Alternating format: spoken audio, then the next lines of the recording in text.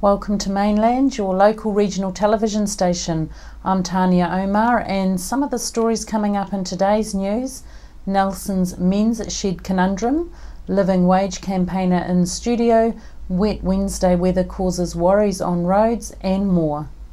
Nelson police were kept busy after 2 accidents slowed traffic to a near standstill coming into Nelson from Richmond on a wet Wednesday morning this week. The first involved 4 vehicles in a nose-to-tail accident at the Quarantine Road roundabout on Whakatū Drive soon after 7:30 a.m. It is understood that 3 cars and a van were involved, with no injuries occurring. One driver has been charged with failing to stop short of the vehicle in front. The second accident occurred on the roundabout corner of the intersection of the Richmond Deviation and Whakatū Drive soon after 9 a.m, wherein a Polo camper van rolled when going round the roundabout, losing control and rolling the vehicle into a small paddock. No injuries resulted, and the driver received a warning for careless driving. The second scene was cleared by 9:45 a.m. Men's Shed Whakatū is still homeless. Last year it was in the news as having found a home with Habitat for Humanity in one of their buildings. However, that didn't end up going ahead.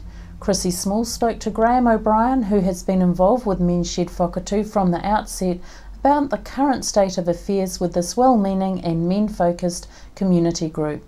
Graham O'Brien, of course, we spoke to you last year about the Men's Shed. You had quite a bit of publicity about how you'd been accepted by Habitat for Humanity. You were going to go into one of their premises, and you had how many members at the time? We've got about 50 or 60 on an email list. Yep. So everyone's pretty keen. They all stay in contact. And as soon as you've got a place, you were off. But that fell through. Tell us about where things stand with the Men's Shed now. And of course, this is Men's Shed Whakatū. Men's Shed Whakatū, yes. Well, with Habitat for Humanity, obviously they started up their restore down there, and all good play to them. It just took off.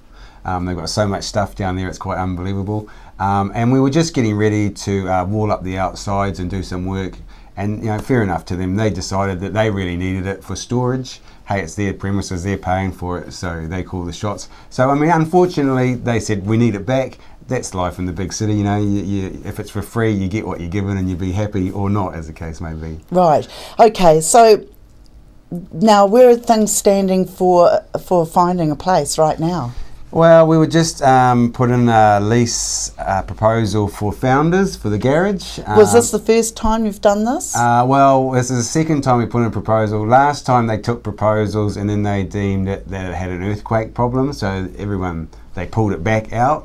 This is for that specific building, which was used as a what? Well, it's the garage, and before the car club was in there. Right. So, and they've gone out to Richmond, to the Speedway. So they deemed it an earthquake hazard mainly because there was a mezzanine floor that the boys had put in there with a few nails that didn't quite come up to spec. We offered to pull the mezzanine floor out for them, but they said, and for them as the Men's Shed, but they said no, approved builders had to do it. Where I find that it's a bit hard to believe. Council builders have to approve it, but anyone can do it, as we know, if a builder signs up on it. So they pulled it off, and then they put it back up just before Christmas. 4 people applied for it, I think. Men's Shed being one of them. And then we got turned down because we were not in their vision for Founders. Okay. Well, that's interesting because it's quite an industrial looking area, that whole area of and activity you would think would draw people in, but well, yeah, that's what I think. As we know, men's sheds, wherever they set up, if they set up like the one out in Waimea is set up next to the racecourse there, showgrounds, and they do lots of work for the showgrounds. They hang doors, they fix holes, they do all this sort of thing. I talked to someone that's involved in that and said, they're just fantastic out there. They've got 200 plus members out there. So you'd think that Founders would be the same, but for whatever reason, council administration just are not happy with the idea whatsoever to have anyone in there doing that kind of project. So Right, so you're in limbo. You're still looking for a premises. So anyone out there that's got an area, a good area that would look at entertaining such a great organisation as Men's Shed, to get hold of you. yeah, well, we really need a shed. It's too hard. It's really too hard to fundraise. We're all busy, but if we can get a shed, once we get established, then we can look at putting in process maybe fundraising to build onto that shed or improve, or build a shed somewhere else. But, Right. but And what about paying rent? Would you pay rent? yeah, well, everything has to go on lease. I mean, you have to. This is why we go to council, because we need a little bit of a break to get ahead. As men's sheds all around the country and all through Australia show that once they're established, they can pay their own way. They get good contracts. They do a lot of work in the community, and it's all about what they can do for the community. It's men's health that they're mainly aimed for. What they began, men's health is not spoken about as much. It's hard to get men there. You can't have a coffee and get all the men there, so it's a really good place to get men there and get things out in the open. And for me, I really want to make it as open as possible, get young guys in there learning new skills from the older guys, and just share all this stuff, all this knowledge that people have, and get the old guys that don't have any room anymore, had to downsize, get them in there showing us how to do things, because I, for one. Right, so what we've got now is, so you're still looking for a premises. Now in the news recently we've got another chap who's starting a Nelson Men's Shed. Now that's just going to confuse the issue, isn't it? Well, it's very confusing and it's pretty disappointing.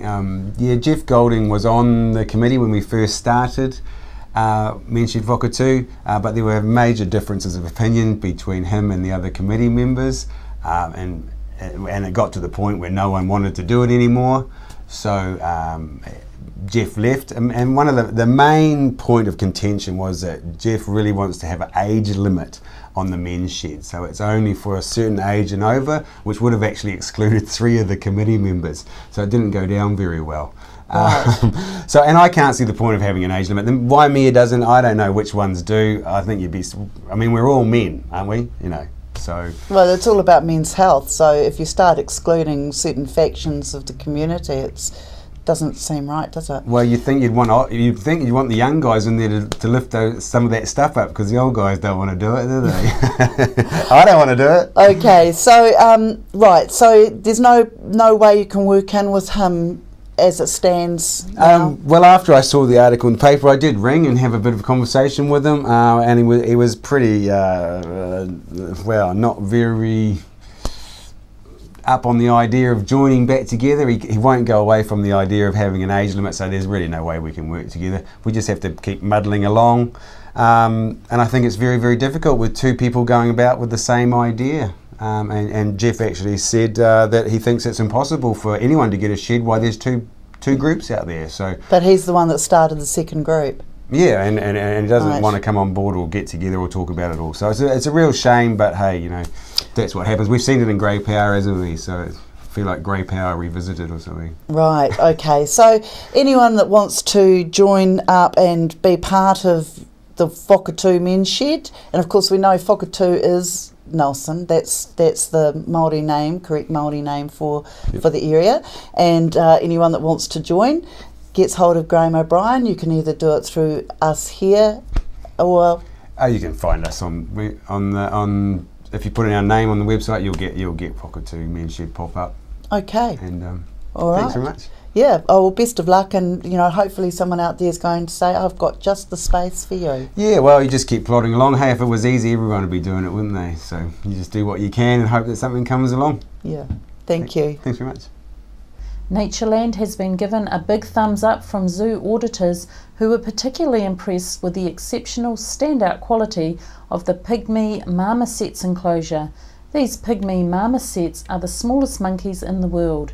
The auditors are from the Zoo and Aquarium Association, who are the peak body representing the zoo and aquarium community throughout Australasia, with 99 member organisations. We caught up with Natureland curator Meg Rutledge about the recent accreditation. So Meg, what is this accreditation that Natureland's been awarded? So it's the result of a process through the Zoo and Aquarium Association, which is the regional membership body for zoos, aquariums, wildlife sanctuaries all throughout Australia and New Zealand, including Papua New Guinea. And the process basically involves an audit of the decisions and practices and processes we have for our animal care on site at Natureland. And so what does this mean for Natureland, this accreditation? For us, it's just a wonderful achievement. Our trust has only been operating since November 2013, so the audit was in October 2015, so just shy of 2 years, and the formal accreditation has just come through. So for us, we're really proud. It's the first external audit of this nature for Natureland in its history. And what does it mean for the animals here? It means that rather than simply settling for neutral welfare, which is a term we would use, or minimizing any kind of negative welfare, hunger, thirst, pain, fear, that actually this audit recognizes that we strive for positive welfare, which means that the animals have every opportunity for a full range of natural behaviors, health, nutrition, their mental states, as well as their physical states. So to sum it up, you could say they could thrive in an environment. So what would you say to hardcore people who say they don't want animals in an enclosed area? How do animals thrive? A lot of that has to do with really having a strong knowledge foundation of what is species appropriate. So for a social species, they should have the opportunities to interact with the appropriate members of their species. And sometimes that is based on gender, sometimes that's based on age. Primates, for example, some primates, the females stay together for their entire lifespan. So example, at Natureland, we have capuchins, and the capuchins that we have in the wild, the females stay together their entire life, and the males come and go. So we actually have our female group. The females are all related across 3 generations, just like what they would have in the wild in South America. And we have an unrelated dominant male, and then 2 offspring young male. And then the youngest offspring male, who's just reaching maturity, will be sent off to now have his own family group at another zoo, so that we just continue those natural behaviors. For locals, will this mean a fee rise? No, we're very happy to say that we felt this was an incredibly important accreditation to earn, and so Natureland covered the costs of that and the process. We just think it's a very valuable use of our resources to ensure that the public knows that when they come here and do pay the entry fee, they're supporting a charity, but they're supporting a charity that feels very strongly about animal welfare. So what other benefits is this accreditation going to have for, Nelson and Natureland, around education? The accreditation process itself doesn't focus on education as one of its core requirements. However, Natureland definitely feels that part of the selection process of which animals we hold and which ones we don't, not only are we choosing ones we feel we can provide best welfare to, but we're choosing ones that we feel are relevant to what we can offer people who are coming here to learn about the animals. For decades, Nelson has been known for its sunshine wages, and some local employers have operated within that sunshine state of remuneration quite nicely. In Nelson this week, we had Annie Newman from the Living Wage Movement Aotearoa in town to talk to employers, council and anyone else wanting to see positive changes happen for the low-paid workers of the Nelson Tasman region. Chrissy Small spoke to Annie in our studio this week. Annie, it's really great to have you here. Where have you come from today? Right, well, I'm down from Auckland, but I'm part of an organisation which is a national organisation called the Living Wage Movement Aotearoa, New Zealand. Right, and so of course you're here because you'll be talking to people about the living wage. Yeah, that's right. Well, there's a lot of interest here in Nelson amongst the communities. So we're talking about faith-based groups, community organisations and unions, and they're interested in seeing a bit of a movement emerge in Nelson where we start to talk more about the standards that workers should have when they go out to do a job, that they should be being paid a living wage and not what some of the poverty rates are that are around at the moment, where people are earning the minimum wage of something like $15.25 or just above, and often doing really hard work. So that's what this is about. Okay, now Annie, Nelson's known for years, it's always been the sunshine capital of New Zealand, but you work here for sunshine wages. Is that of concern? That's an enormous concern, because really it has an impact on the whole economy. So Nelson's communities suffer. It's the community that pays the price of low wages. And in the end, if you have poor health outcomes, very poor housing, people who can't afford proper heating, poor education outcomes, greater levels of insecurity both in the community and in work, then in the end the community pays the price of that. So it's important for everybody that we set new standards that mean that workers earn enough money to survive and properly participate in society. Right. Now, okay, there's a lot of information in the news now about homeless people living in cars and everything, but that boils down to a living wage too, doesn't it? It does. A big part of that story is that people aren't earning enough money to be able to afford the electricity they need or the insulation that they need. We do have skyrocketing rentals, and that's everywhere. And of course the living wage is designed to take into account the real costs of living. So the calculation is based on what it costs for a person to live a basic yet decent life. And we know that that's $19.80. It's not $15.25, which is what the minimum wage is. Right. And of course, with house prices going up, that pushes the rents up. It's a catch-22 situation. The wages aren't meeting those extra costs of living, are they? Yeah, it's a complicated picture, and I think we have to start somewhere. And we know, because Wellington City Council introduced a living wage, or has agreed that that's what they're going to do, that this is possible. And we hope that the Nelson City Council will eventually come on board, and that other businesses here who can really afford to do it step up and recognise that workers shouldn't just be paid what they can get in the market, which isn't enough, but they should be paid what they need in order to survive and live a decent life. Right. What are the stories that you're hearing coming out of our region as far as living wages go? Well, I was just talking to a home care worker yesterday, and she was on $15.75. She's on her own. She needs much more than that to survive. She needs more than that to pay her rent. And you can't get out and have a decent break, and people are very time poor when they're on low wages, because they tend to put all the time that they can into survival, and when they have time off they can't actually get out of town and they can't do anything, which is about really enjoying the wonderful leisure opportunities that a city like Nelson has to offer. So this is important. It's important for tourism, it's important for domestic tourism, important for small businesses in Nelson, that people can get out and spend their dollars and make sure that we have flourishing communities. What about the small business that's struggling away there, and they may have one or two staff, but they really can't afford to be looking at increasing anyone's wages? How can they actually step up? Well, this is voluntary. So the living wage movement's not about making anything mandatory. What we do is we target employers who can afford to pay. We target the local government and central government. They're taking in taxpayers' money or ratepayers' money, and they're trying to create prosperous communities. So we think that they should be doing it.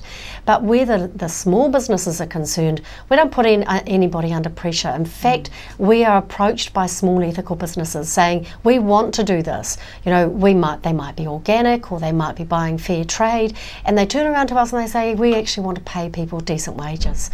And so we've got restaurants and small manufacturing outlets, all sorts of groups who are stepping up and doing it and showing other New Zealanders that it is possible. What are the bigger businesses out there that could be doing this or are doing this? Well, Nelson is famous for its fishing industry, for its winemaking. These businesses tend to be quite large, productive businesses, and they do very well. There's no reason why they shouldn't be looking at how they redistribute money so that their workers are earning enough money so that they're in a position where they can buy the very products that they're producing.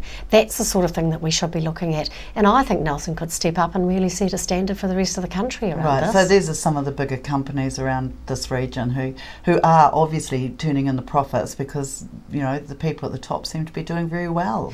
The people at the top are doing well, and often we're told that this is not something that they can afford to do. But then you discover that if you look at the executive salary increases from last week, they went up in the last year by 12%. That's a very big increase. Workers were lucky to get 1 to 2%, and then that often takes them to a point where they get a pay increase when the minimum wage goes up because they're not even on that amount. So, you know, this is about redistribution. It's not about trying to find more money out of the public or putting the costs up and increasing inflation. That shouldn't have to happen. Do you think basically, you know, without the workers there would be no industry? Well, of course that is the case. So you know, that's a forgotten, isn't it? That's forgotten about, really, from the people at the top. I think that the contribution that workers make is forgotten, and they're seen as just sort of like widgets in the process. In fact, behind every worker there's a family that's struggling to survive, to get by, and to be contributing to their communities, and we need to be supporting that by paying them properly to do that. What about if companies said, well, if our CEO is going to get a 12% increase, so is everyone? Well, wouldn't that be lovely? I mean, I think that across New Zealand that's simply not what's happening. So, you know, the living wage goes up every year by the average wage increase, and that sits at around 2 to 3%. Many workers don't even get that. But of course at the top you're getting 12% increases, and that's completely out of kilter. And there's a kind of greed in that which I think most New Zealanders find pretty unacceptable. People should be getting increases. They should be able to have incomes that meet the increasing costs of living, but to be having incomes that are 3, 4, 5% above that really is excessive and unfair. Annie, it's been really great talking to you. Let's hope the council come along to the meeting that you're having, the talk tonight, and some of these business groups. Yeah. It would be nice to see them actually want to make a change. Yeah, that's right. Let's get the conversation going here in Nelson. Yeah. West Coast Police are still seeking any information about West Coast man Willem Hendrik van Vuren, aged 54, and continue to appeal to the public for sightings of him and his vehicle, a silver Mazda Tribute 2001, registration number FSC702. He has been listed as missing since last Thursday, the 12th of May, with his last known location as Westport. Police hold grave concerns for his safety. His vehicle could well be travelling or may have been discarded in a remote area. Anyone with information on his whereabouts or sighting of this vehicle, please contact the Tasman District Command Centre on 03 546 3895. As promised, on Monday we will leave you with one of the bands selected for the Nelson Smoke-Free Rockquest Finals on this Saturday night. The Horde from Golden Bay High School playing their own composition. Yeah, alright chick, you know what it's like to be in a place to be tonight. Here we go. Yeah, yeah.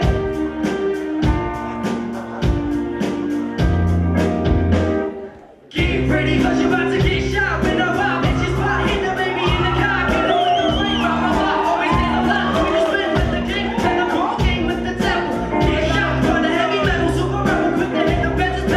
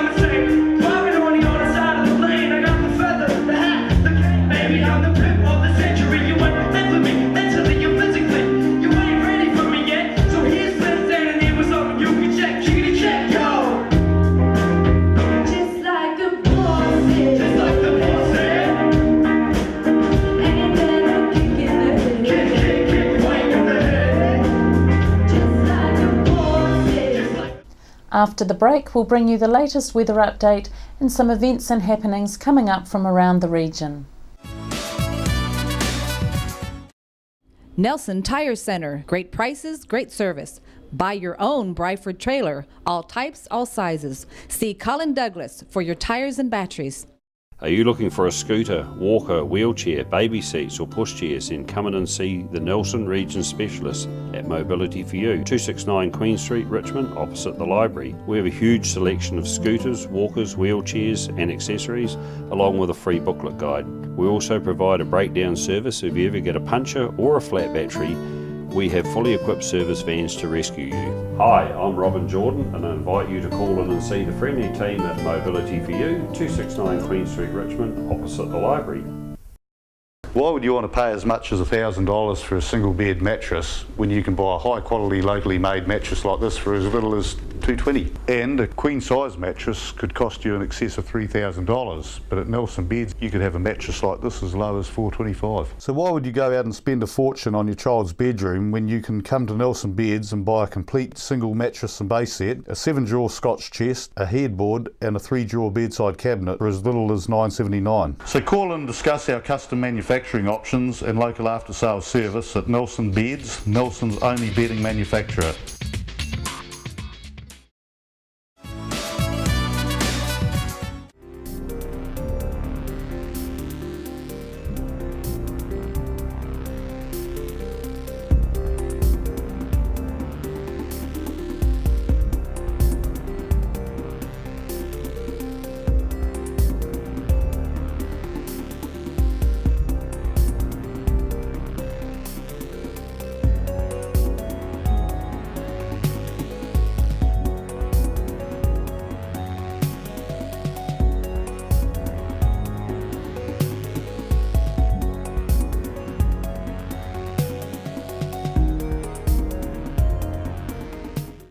Sit and Be Fit is on at the Victory Community Centre Tuesdays and Thursdays at 10 a.m. at the Victory Community Church, 238 Upper Vanguard Street. School terms only.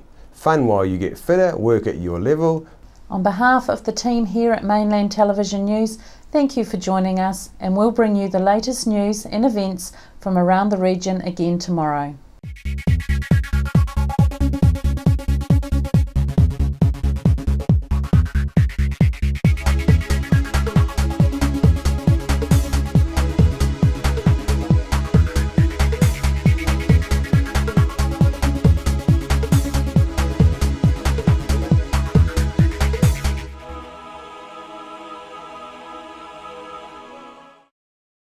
Supporting local content so you can see more of New Zealand on air.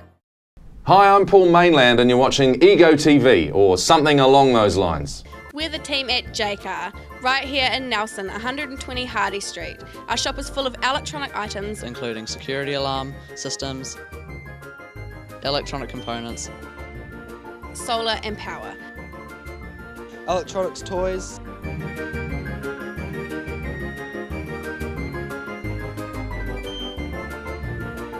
sound systems, cables and much, much more. JCar. 120 Hardy Street, Nelson.